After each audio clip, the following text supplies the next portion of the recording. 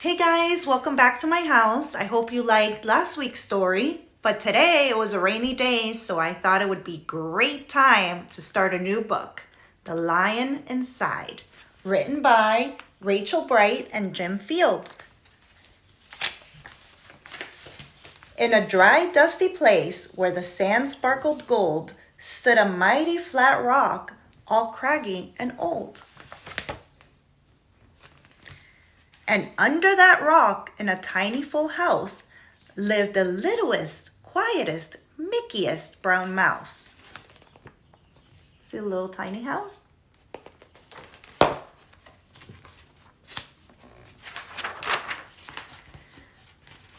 He was so very tiny, so incredibly small, that nobody noticed him ever at all. Ow!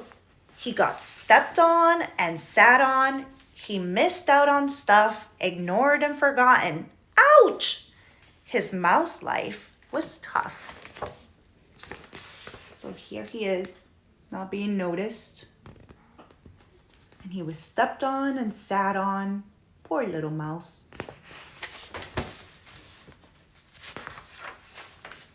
Meanwhile, far above on top of the rock, times were quite different. It was lion o'clock.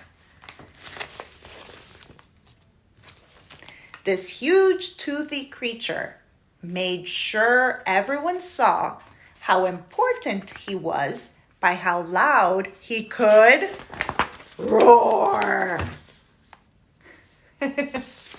How was my roar? He was head of the pack. He was shouty and proud.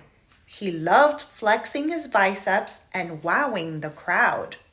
Yes, all were impressed by his mighty king cat. If only, thought Mouse, I could be more like that.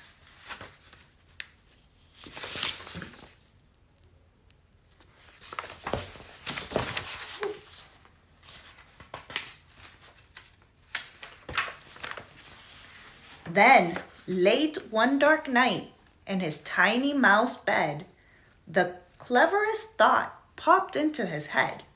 He leaped up in the darkness and held up his paw. I've got it, he said. What I need is a roar. I mean, what if this mouse, with the weeniest squeak, were a little more grrr and a little less meek? Well, he'd still be the smallest of fuzzy brown mice, but he'd make friends and join in, and life would be nice. So here he is getting the idea, and this is what he imagines it would be like.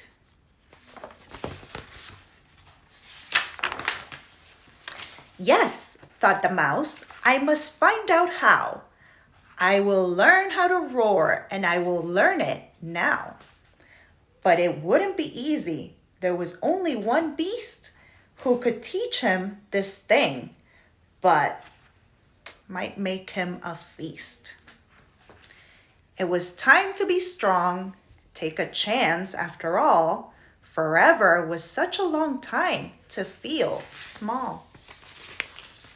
So here he is. He's kind of making a wish.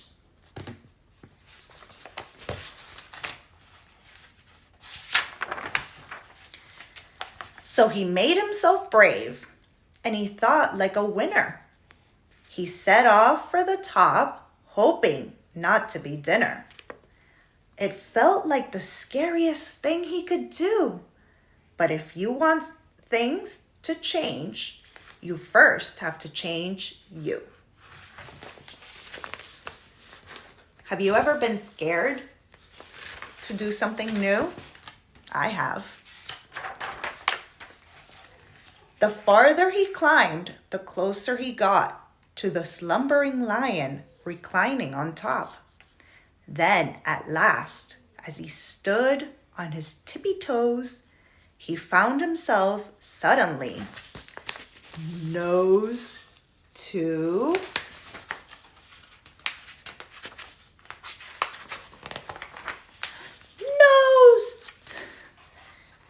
G- Pardon me. Wake up, Mr. Lion. You've got company. Squeak. Mr. Lion? What I've come to you for is squeak. Do you think you could teach me your roar? Look, Mr. Lion is still sleeping while he talks.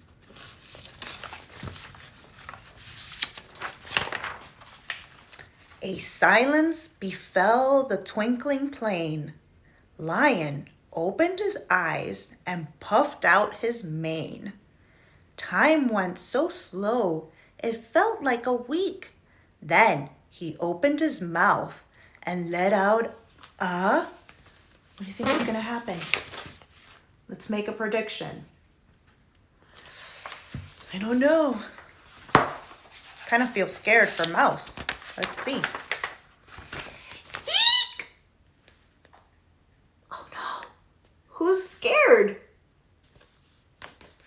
This big guy. The lion curled up in a terrible ball. He didn't like this, not one bit at all. Don't hurt me, he whimpered. Oh, try to be nice. Well, this mighty great lion was frightened of mice. Don't worry, Mouse peeped. I'm here as a friend. Let's hang out together and be pals to the end. Lion is a little scared over here, and Mouse is being very nice. He wants to be his friend. That was a magical moment for sure, when the mouse didn't feel at all small anymore. He had found his true voice and learned to speak out. For that, you don't need to roar or to shout.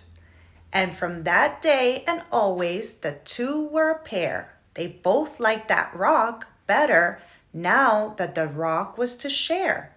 The mouse, while still little, felt big in his head. And Lion, he still roared, but with laughter instead. Ha ha ha ha ha! Yes, that day they both learned that no matter your size, well, we have a mouse and a lion inside. I hope you like this story. Make sure you have a mouse and a lion inside. See you next week.